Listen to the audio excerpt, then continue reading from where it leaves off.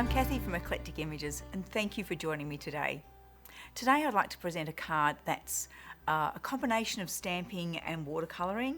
It'll be a little scene with a rose bush, but a bit of abstract background colouring, so I think you'll like it. I certainly love creating this one. So let's have a look at what we'll be using today. So stamps wise, I'll be using a saying out of the Madagascar periwinkle. We'll be using the large pot out of the pot set, and I'll be using the roses and some of the leaves out of the floral bouquet set. Our inks are going to be Versafine Clair. I've got avocado, maybe a bit of Shady Lane, or I might just use the avocado. Some fallen leaves for our basic stamping of our pot, and some hawthorn rose and Chianti for our roses. Our watercolouring will be with the Gansai Tambi graphite set, and also going to add some extra bits in with the Montmartre acrylic paint pens, so I can just add some little accents with those, and probably a little bit of Crystalina glitter, Kindy Glitz glitter, because you know, glitter just works, doesn't it? Okay, so let's start doing our layout and our stamping. So what I'm going to do is create a masked off area where my stamping will overlap that a little bit, but my background colouring won't. So it creates a nice little, I was going to say nice little scene, but it just creates a little point of interest where your picture sort of overlaps where your background colouring is. But I also want to leave a wide enough bit to fit our saying along there. So I've done a little measure and put a couple of marks. Now, it's a little bit interesting with when you're doing watercolouring as to whether to, because we're going to watercolour the pot as well as the background. Do you watercolour the foreground first, or do you watercolour the background? Now, I've watched lots of watercolour artists, and some do it one way, some do the other, some do a little bit of both. They'll do some work on the foreground, go to the background, and then come back, and once the foreground's dried, then add more depth and more accents to it. The problem with this one is because I'm taping off the area where I'm watercolouring the background, if I stamp it first and I haven't detacked my tape enough, I could lift off some of the design. But if I don't stamp the design first, then how do I know exactly where to do my background colouring? So I think I'm going to stamp first and detack the tape a lot so that I don't end up pulling off any design. Okay, let's see how we go anyway. So starting off with Versafine Clair Fallen Leaves and our pot.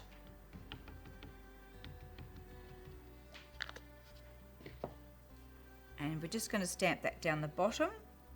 And I'm just going to make sure that I overlap it where I've put my little pencil mark, just at the edge of the pot overlaps that just slightly.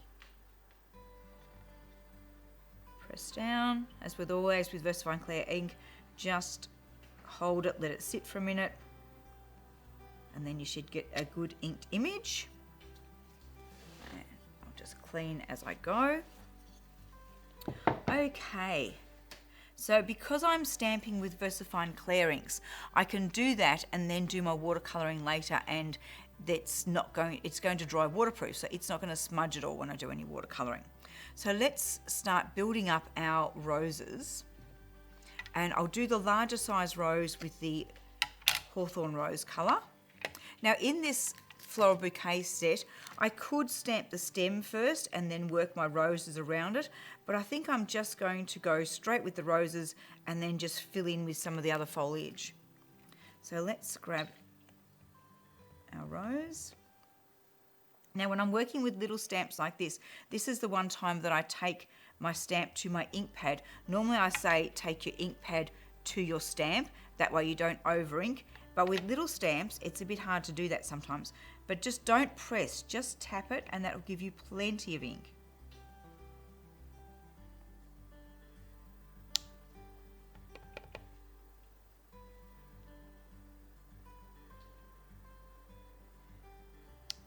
And I'm just changing the angle of the stamp slightly as I stamp it,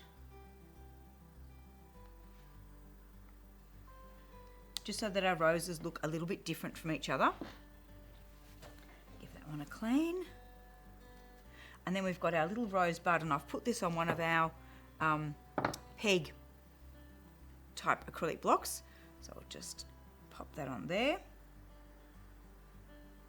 And I'm going to switch to the Chianti for this, because often with roses, the rose bud is a little bit deeper in colour than the rose once it's fully out.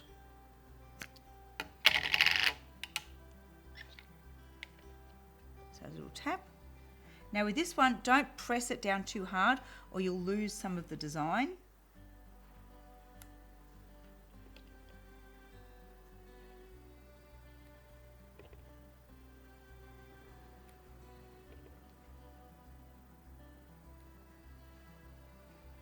I might put one out this side as well. Okay. Now we start with the avocado, filling in some foliage. Now there is a little rose leaf, and I've already got that one, I think, on a block. No, not quite. There is a larger leaf set as well, but the rose leaf goes beautifully with these. But there's also things like the little, to fill in, I'll show you from the packet again. The little gypsum fills in beautifully, this one, and even a few fronds help to build this out more. So I'm going to use a bit of all of those actually. Let's start off with our little rose leaves. And we'll put those close to our actual roses. Now another thing that's a good idea too, at this stage, is to mask the pot. So that way I can stamp the leaves like they're coming out of the pot.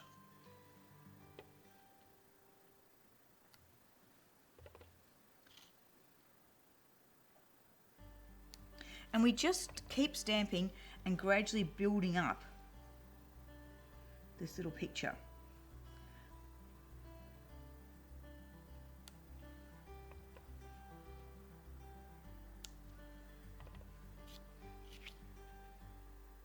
If we find we want to stamp the leaves slightly over the rose, I have a mask that is just a bit of torn paper. Rather than make masks of each little tiny flower, I find if I've just got some torn paper, I can just get close to that image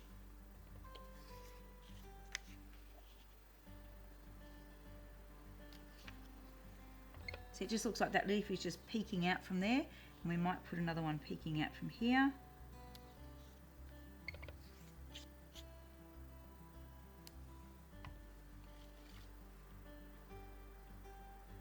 Also, I like to turn my card so that I'm stamping at comfortable angles for me. Now when I've done this, I've torn it with quite a few little both sticky out bits and little divots so that I can actually mould it around some of my flower shapes.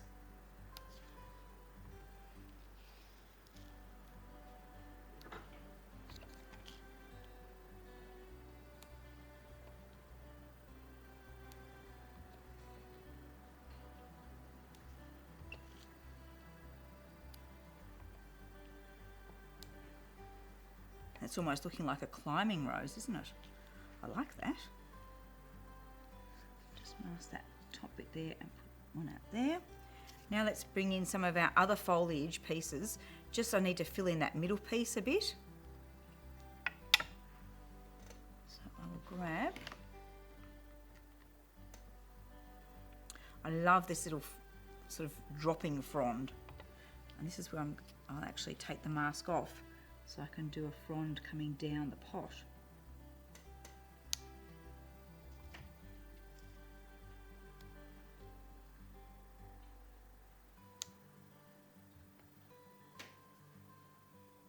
Let's mask that bit of flower.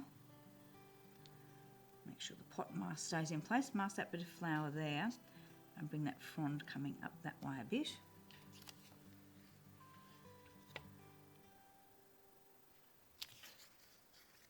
You can see why, rather than making lots of masks for the little flowers, it's easier just to have that one bit of scrap paper. Now the other one I want is the fern, and I actually don't think I've got that one ready, so I'm going to have to rummage through my stamp box here that has lots of flowers in it.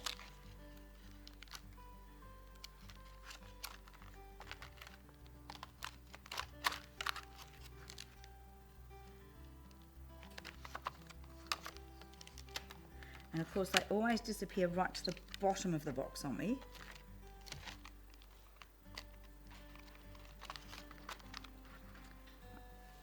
Okay, I found the other leaf set instead, so we'll fill in with this one. So this is the one that is actually, I'll just stamp it on the scrap so you can see, it's a little bit bigger than the actual rose leaves, but it does make a good one for filling in.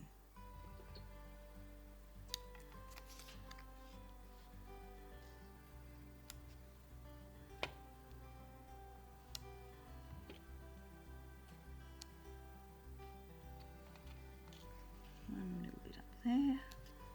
Okay, now I might switch the little jip, I might switch to using the darker ink with this, just because we're getting a lot of that avocado green there.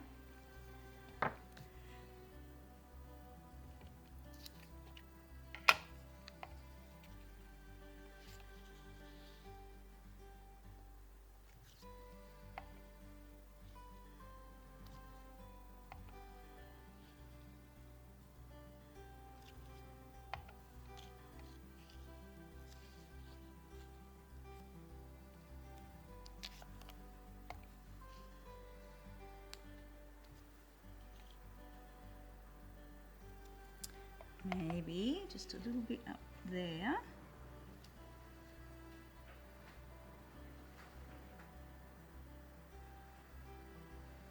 Now I'm thinking of that darker green, I need more of it.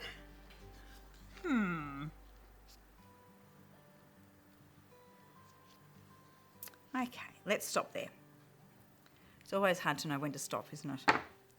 Right, so now we're going to start looking at our watercolouring. So I'll lift this mask away. I'm just going to run the heat gun over this, not that it needs to be heat set, but I want to make sure that it's really dry. So this will be a bit loud for a few moments.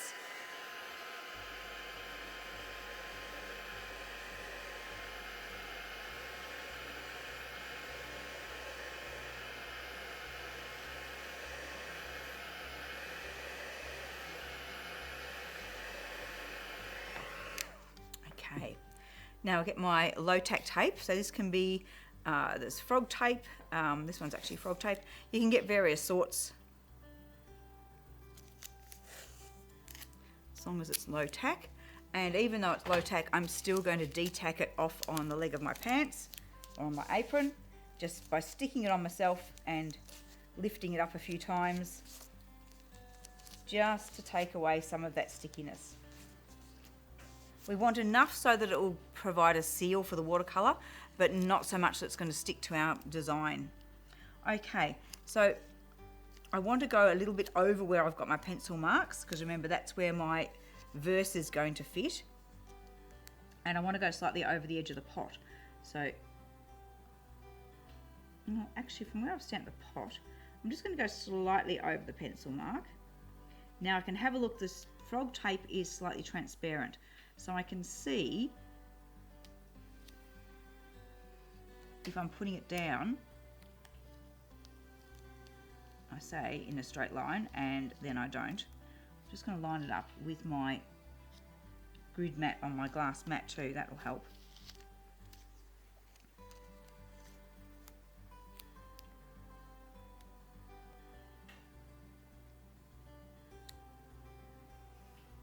So we're just looking that we've got a fairly straight line there, and I'll just press that down, make sure I've got a fairly good seal there. And this is also going to help hold the card in place. I'll then grab my Gansai Tambis, and I'm going to use, to start with, the blue and the green, the graphite blue and graphite green. So just a drop of water onto each one to get those started. Now I'm using a medium aquawash brush and a broad. So the medium will be to apply the colour, and the broad will be to apply water. So I'm just going to make sure that's nice and wet. So I'll put down a bit of water to start with. Now, I'm not sure whether you can see that past the paints. I'll put the paints on that side, and a bit of paper towel in case I need it for cleaning brushes, etc. So laying down a bit of water first. I do have a glass of water standing by, even though I'm working with the aquawash brushes. I've got this standing by, both to be able to put water with the pipette onto the paints, but also if I'm not getting enough water from my water brush and I want to flood it a bit more, I can always dip that into the jar. Okay, now let's start with picking up some of the blue. pop that on, and then I'm going to use squeezing some water on with my broad brush and just letting that colour travel.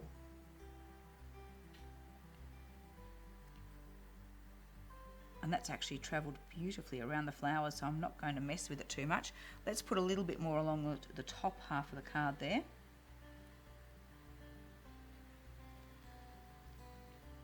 So I'm giving my brush a squeeze and then touching it to the colour and letting the colour flow into the water. Now I don't need to cover the whole of the card. The idea of this is that the watercolouring is fairly abstract. So I'm actually pushing some clean water back onto it so that we don't get hard edges. And I want it quite dark down this edge where we've got the tape, but then fading out to almost nothing. Let's bring it down here a little bit more as well. And with our brush, give our brush a squeeze and tease that colour out. Remember, it doesn't matter if it touches your inks because they dry waterproof, so they're not going to smudge at all. I'll then give my brush a clean, and I find the easiest way is to just squeeze your brush a bit as you wipe it back and forward, and that cleans that colour off. Now we'll come in with our green. Again, I'll put a little bit of water down first.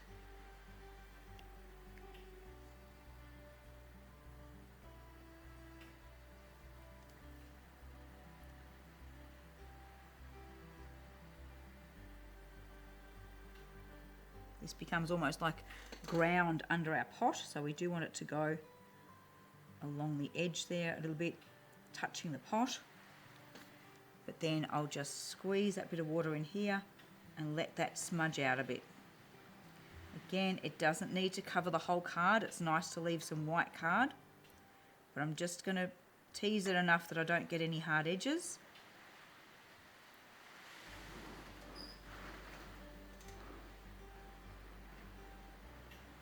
The weather forecast has been threatening rain all day, and we knew as soon as we started filming that it would happen. So please excuse if there's a little bit of background noise there as the rain and the wind rumble around us. Okay, I'm going to leave that there. Oh, actually, our next colour we're going to use is going to be the brown for the pot. So I'll just get a drop of water on that ready and give my brushes another clean. So again, squeeze water through and wipe them clear. Okay, now I'm going to dry this a bit so that I can take that tape off. The drying will mean that the paint isn't going to suddenly run under the tape, but also warming the tape helps it to come off easier with less likelihood of tearing the paper. So give just that edge a bit of a dry and just warm the tape up a bit.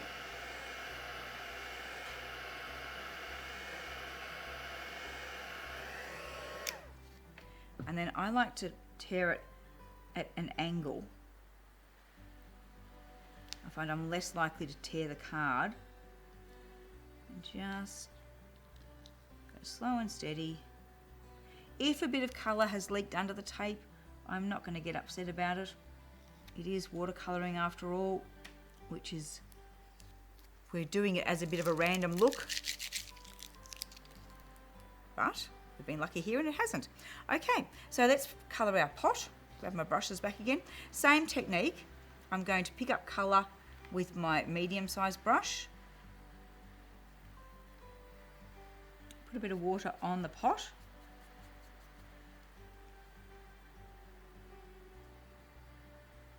These colours are great to work with the graphites because they've got such a lot of depth to them, but they're still quite distinctly different colours. Let's tease that out. And I'm actually going to drag it across the pot.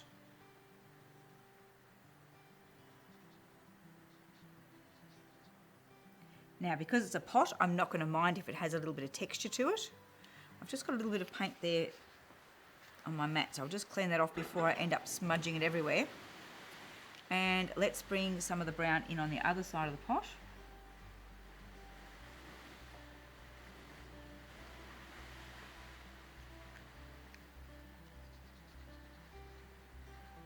and some water and just drag it across a bit.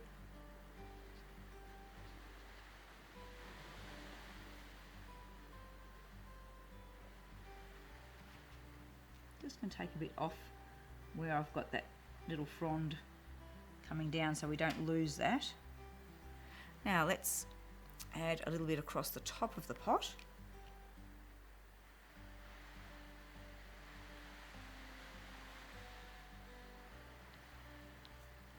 Again, let's move it away from the frond a bit. And just tease a couple of areas, actually deliberately giving it a bit of texture. Now I'm going to come in and add a little bit more depth and shadow to it. Again, I've got a little bit of smearing off on the glass plate just to remove there. So let's add, where there's the lip of the pot, we could put a bit of a shadow under that.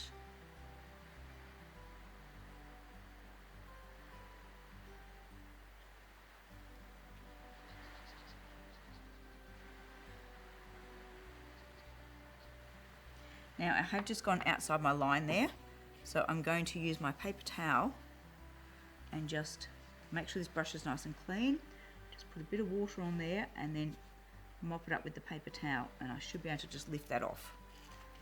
Okay, I like that bit of shadow there. I want a bit more shadow. See where we've naturally got the lines of the stamp, shows us where's good places to put a bit of shadow.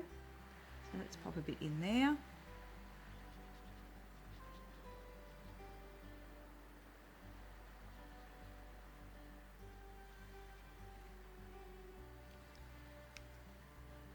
Maybe just a bit more on this side as well. So I'm actually going to drag that out a bit.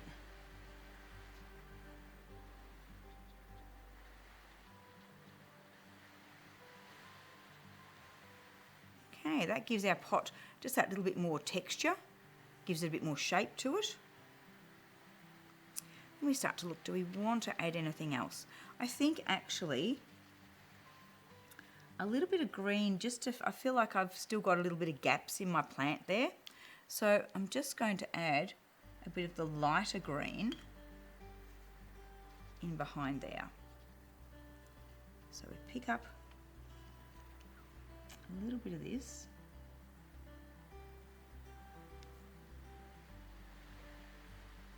And I don't want this to go over the roses at all.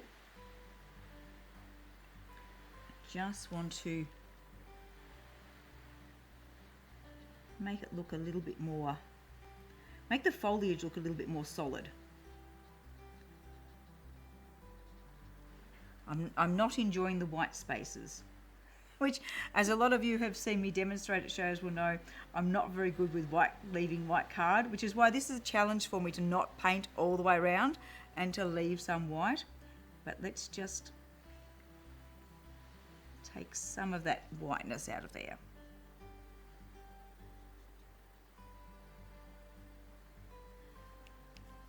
But without taking away from the stamped images. I don't want to make this watercolouring heavy and lose any of our leaves.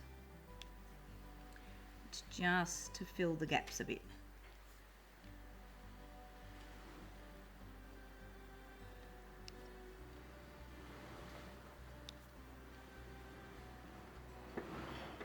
So we're just putting a bit of colour on one brush, just dabbing it with the other, so that we've now filled that in a bit, but without actually looking heavy or taking away from our leaves. Again, I'm just squeezing the brush just to clean that, and we can pop all that to one side now.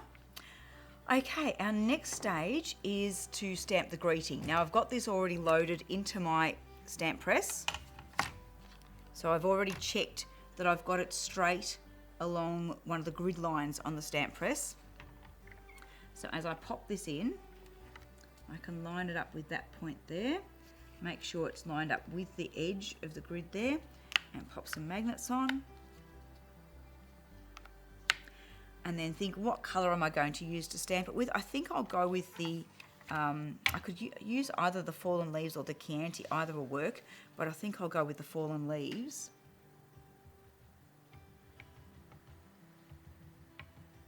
Oh, it could even be the darker green could work as well, the Shady Lane. But fallen leaves it is. Okay, now I do find I love to use my stamp press for something like this because so often you can create a beautiful card and it's when you stamp the greeting that you actually muck everything up. So by doing it with this, I know it's all lined up ready. I know if I don't stamp it right first time, I can re-stamp it and it's going to be straight and I'm going to love it. So that just comes up that little band there. Okay. So now I'm going to get that mounted up on a base card and then we're going to add just some of the acrylic paint pens and that little bit of glitter. But I'll get it mounted up first so that I don't then smush my glitter when I mount it, which I have been known to do. I'm just using an acrylic block just to help tear my tape.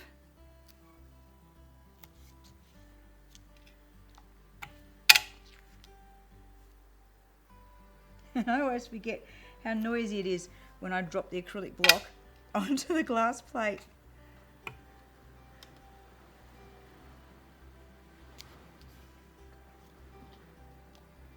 Down to there, pull that tape off. Okay.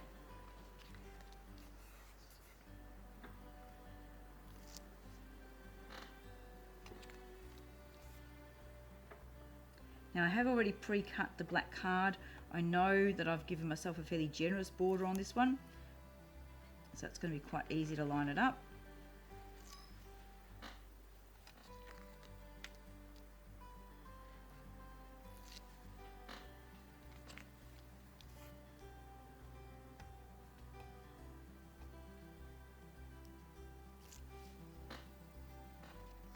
But if you're not sure, just check with your card and go, okay, that's the borders that I've allowed. So now I can turn it over.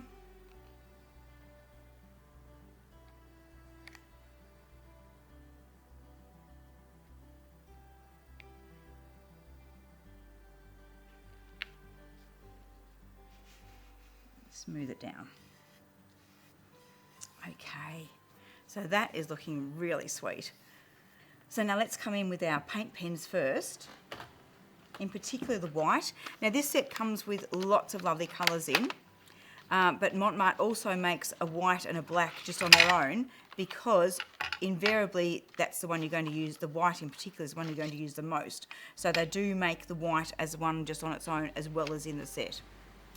Okay, what colours are we going to put in there? Let's go with some pink, I think. Pink, I think? Haha, I'm rhyming now. Pink and white. Just check that I've got some paint flowing, and I have.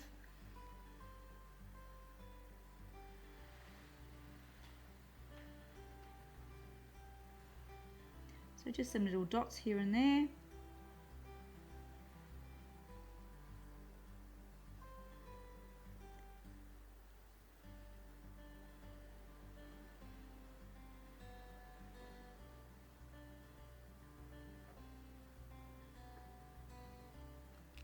Now with the white, as well as doing dots, you can also splatter with it. I mean, you can splatter with any of the colours, but it tends to be white's the one that we most often want to splatter with. So I can just add some little dots in, or I can actually tap it over something and just do some splats in there.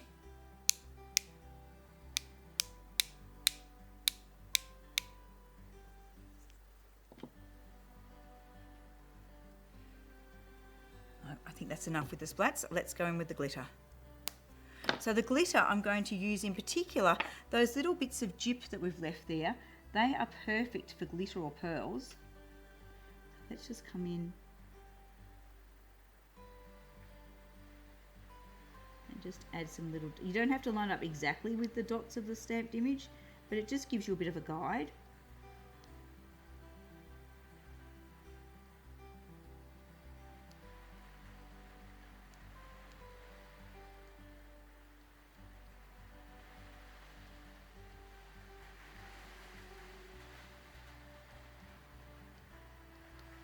Okay, and there is our sweet little card. So I'll just bring this forward so that Matthew can get a nice close-up for us. So a lovely combination of both our stamping with the watercolouring. Gives such a lovely soft look to it. Just a really pretty card. Hope you enjoyed that one. I love making this one, and the little set with the bouquet has got quite a variety of flowers in it, so you can make lots of different pot type sets. Yeah, I hope you have a go and have a play with those graphite colours in the Gansai Tambis, because they're really fun. Thank you for watching today. See you again soon.